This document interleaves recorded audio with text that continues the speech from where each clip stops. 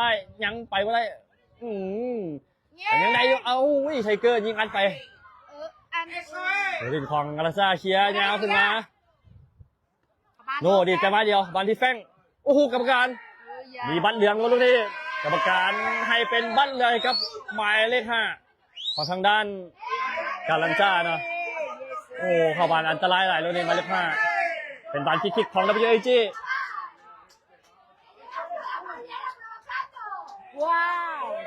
ไม่ใบแดงใบแดงแล้วใบแดงแล้วมันให้ใบแดงแล้วเป็นบัตรแดงเนาะกรรมการโอ้เปลี่ยนเป็นบัตรแดงให้กับหมายเลข 5เนาะตอนนี้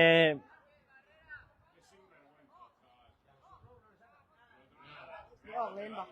บัตรแดงแล้วออกเลยตอนนี้ทางด้านกาลันซ่าเนาะกรรมการให้บัตรแดงไปในจังหวะเมื่อกี้นี้เนาะสำหรับหมายเลข 5มันเถียงเด่นบอกได้บัตรแดงไปผู้เล่นเสียเปรียบมากเนาะสำหรับกาลันซ่าเป็นฟรีคิกของไทเกอร์นะลูกนี้มีโอกาสแล้วไทเกอร์งามลูกพระเจ้าเสียควันแล้วลูกสู้เสียเปรียบผู้เล่นเนาะสำหรับกาลันซ่าเอกราชเปิดตัดสินใจยิงเข้าไปเองเอ้าครับบุดีเข้ามือผู้สาประตูเงาขึ้นมาผู้สาประตูกาลันซ่าโอ้ยนิ้วเชียบุดีแต่ยังถึงเล็กเนาะ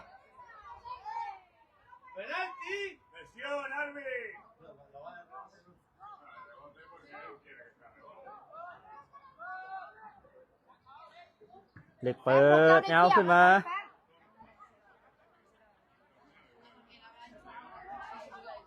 บาดีที่พอดอเล็กซามให้มาที่ติกโนลากเงาขึ้นมาที่หมายเลข 11คิวไปแล้วตรงนี้ไทเกอร์ซี่มือให้แทงแต่ยังบ่ผ่านผู้เล่น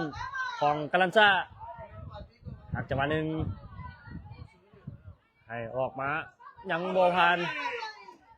อันทิโน่ให้มาที่แฟงแทงเงาไปทีคิวทานโอ้โหยังทันนะสำหรับคิวลูกนี้แต่จังหวะหนึ่งคิวฮักไปเองเลยคิวลูกนี้อุ้ยบานสกูคืนหลังเนาะแต่ยังได้อยู่บานที่ไม้ข้ากล้อ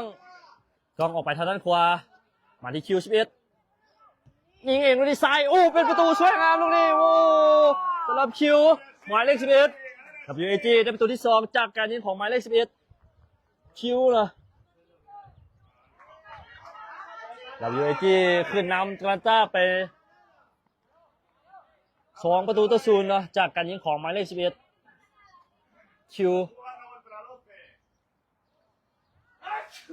มาเล่นเลยครับ